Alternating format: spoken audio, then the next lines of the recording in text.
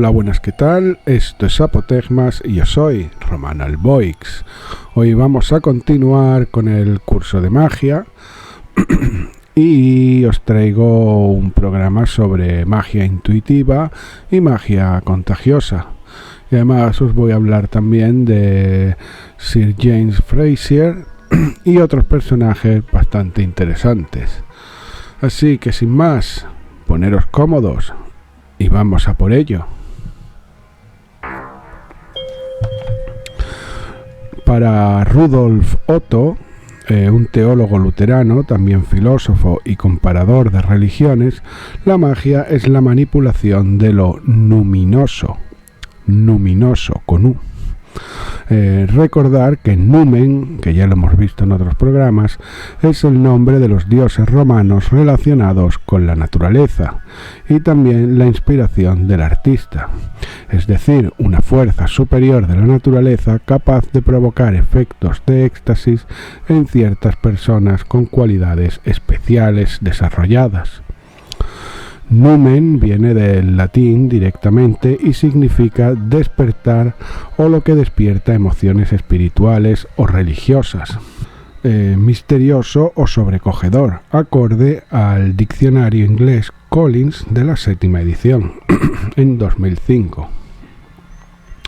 Otto, sin embargo, usa el término numinoso en su obra La idea de lo sagrado de 1923 y ahí explica en sus propias palabras así, dice: experiencia o sentimiento no racional, no sensorial, cuyo objeto primario e inmediato está fuera del yo.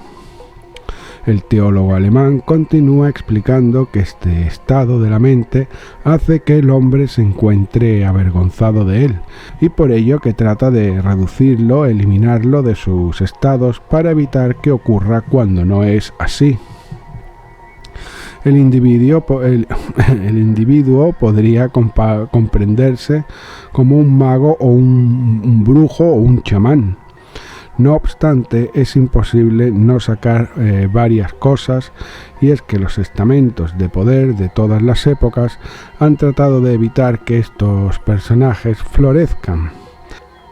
Desde crear castas sacerdotales familiares, como por ejemplo los Eumólpidas en Atenas, o el empeño del rey y la nobleza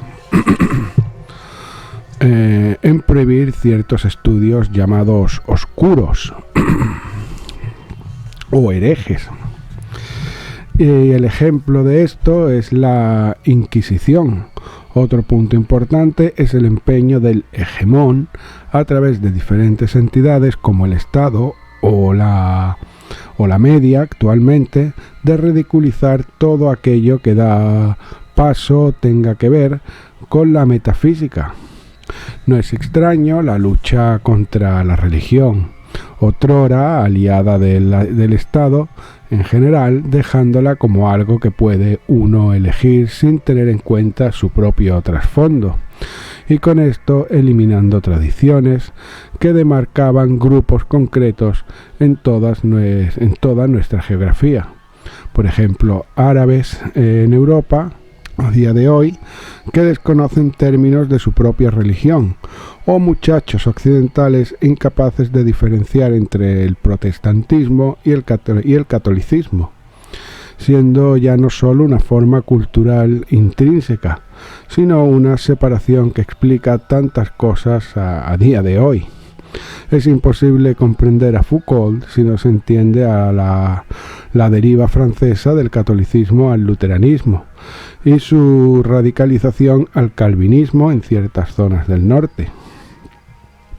Además, el único lazo que un muchacho en edad escolar puede tener con el numen o lo luminoso es la religión, la religión que profese su núcleo familiar, aunque tan solo quepa esperar por una iluminación similar a la de Juana de Arco.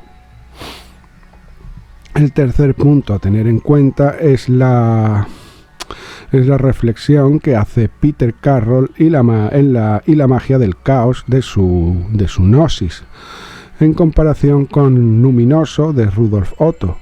En Liber Null se nos describe Gnosis como, y cito, La mente es alzada a un alto pitch de excitación mientras la excitación en el objeto se mantiene fuerte.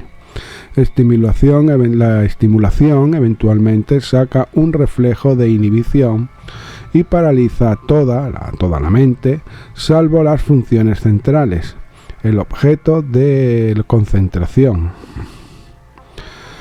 Si bien Peter Carroll es más técnico y profundo que Rudolf Otto, es porque le separan alrededor de 60 años, pero la idea para gnosis y luminoso es la misma, así como lo es para samadhi en yoga o dag en las runas.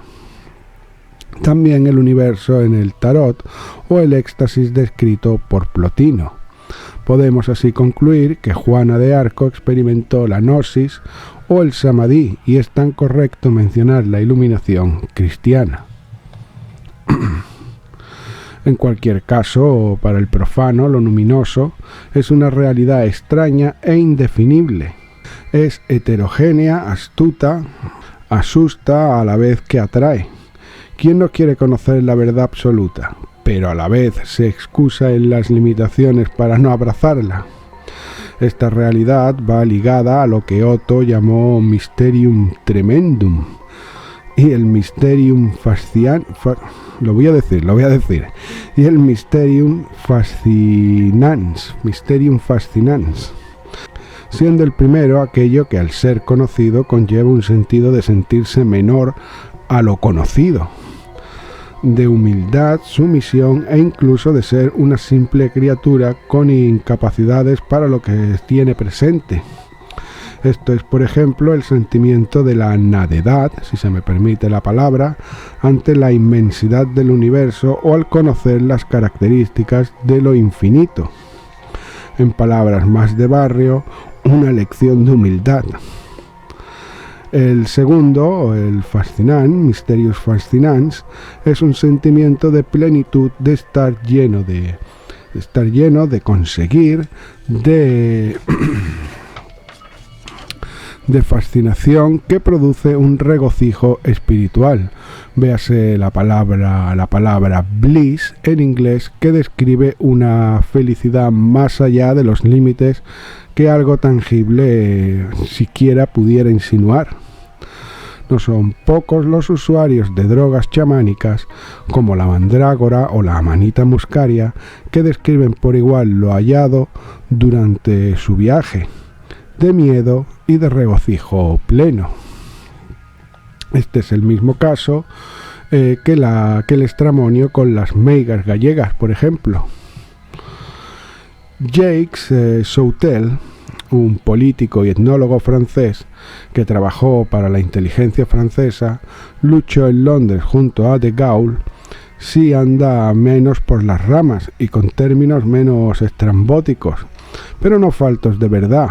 Diría, y cito, magia es un complejo de creencias y prácticas según las cuales ciertos individuos privilegiados, los magos, pueden actuar sobre las cosas de modo distinto a como puede hacerlo el común de los hombres. Así dice. Tanto Otto como Soutel coinciden en que es algo con efectos extraordinarios sobre la materia. Sin embargo, será Sir James Frazer quien ponga todo esto de una manera que cualquiera puede entender, y a la vez aglutinando el conocimiento filosófico, teológico, psicológico, religioso, materialista e histórico, a la par que oculto y esotérico en su obra La Rama Dorada, de 1890. Una tesis antropológica sobre la magia que no trata de proveer sistemas rituales ni nada similar, pero que estudia en profundidad todos estos, de todas las civilizaciones hasta el momento en el que se escribió, y consigue explicar la magia para que el estudiante de cualquier rama pueda tener un interés en las tradiciones mágicas, pueda acudir a esta obra como primera fuente de información y en muchas ocasiones como única.